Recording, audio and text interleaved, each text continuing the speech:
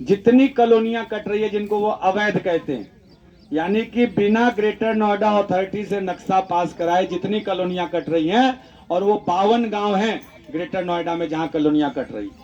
कुलेसरा, सुतियाना, लखनौली में हम हैं, इसलिए हमें यहाँ लगता है, मगर 52 गांव हैं।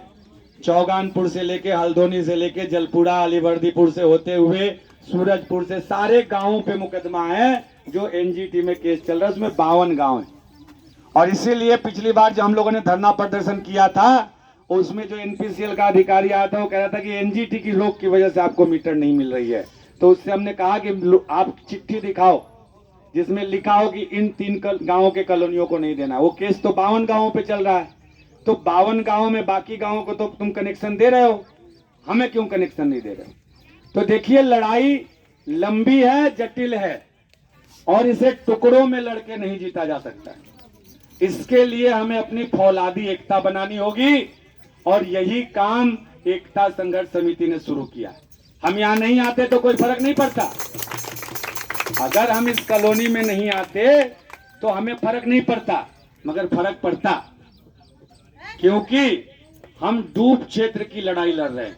जो डूब क्षेत्र का हमारे साथ टैग लगा दिया गया है, और ये डूब क्षेत्र इतना बड़ा है, इसमें इतनी बड़ी आबादी है। कल एक रिकॉर्डिंग मैंने ग्रुप में डाला होगा, आपने सुना होगा, मैं कह रहा हूं कि 10,000 घर है, तो पुलिस वाला कह रहा नहीं रुपए जी 1 लाख घर है। 1 लाख भी नहीं है, 4 लाख परिवार हैं। 4 लाख परिवार नोएडा और ग्रेटर नोएडा में मिला के, और 4 लाख परिवार का मतलब 10 लाख से ज्यादा आबादी। तो क्या हम कम हैं? हम बहुत हैं, मगर टुकड़े में बटे हुए हैं। अब अभी देखिए, यहाँ 100 लोग मुश्किल से खड़े हैं, जिसमें से 50 लोग तो 60 लोग बाहर से ही आए हैं। इस कॉलोनी में भी काफी लोग हैं, मगर अभी बहुत सारे लोग नहीं आ रहे हैं, हो सकता है उनको झिझक हो। 22 मई को एक प्रदर्शन किया था हमारी कॉलोनियों में। बच्चों, हमारी कॉलोनियों में 10 कॉलोनियां ऐसी है जहां पे ट्रांसफार्मर लगे हुए हैं, 925 कनेक्शन है, और उन कनेक्शन वालों के लिए ट्रांसफार्मर लगे, उन्हीं ट्रांसफार्मरों से हम लोग जलाते हैं। पिछले 2-2.5 साल पहले तक वसूली होती थी, यानी कि व्यक्ति विशेष लोग पैसे वसूलते थे हर घर से 800-1000 रुपए। 3 साल पहले वो उगाही बंद हो गई, और लगभग अब मुफ्त में जनता बिजली जला रही। मगर बिजली संकट हर गर्मी में बढ़ जाती है। जिन बिजली विभाग के अधिकारियों को मोटी रकम जाती थी वसूली से, अब उनको पैसे मिलने कम हो गए हैं, तो अब उन्हें लगता है कि इनको बिजली नहीं देंगे तो ये क्या कर लेंगे। तो पिछले 2 महीने पहले कई इलाकों के ट्रांसफार्मर खराब हुए, और बिजली विभाग वाले उसे ठीक नहीं कर रहे थे। हम लोगों ने लोगों को समझाया, घर घर गए, 1 महीने 1.5 महीने बीत गए।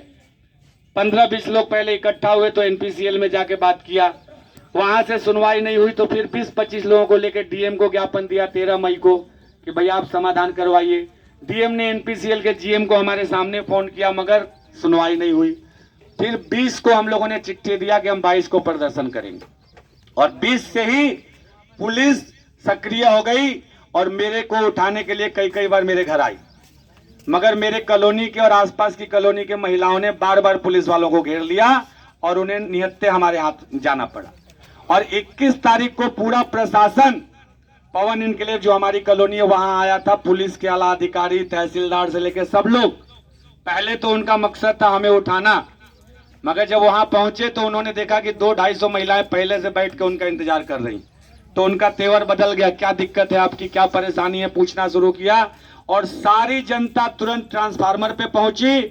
तुरंत एनपीसीएल की गाड़ी आई, सीढ़ी लगा, और ट्रांसफार्मर ठीक हो गया। साथियों, 1.5 महीने से जो ट्रांसफार्मर ठीक नहीं हो रहा था, जो एनपीसीएल के अधिकारी अपने एयर कंडीशन कमरे में बैठ के हमारी बात नहीं सुन रहे थे, उस सड़क पे आके पसीने पोंछ रहे थे। और हमने कहा उनसे कि आज मजा आ रहा है,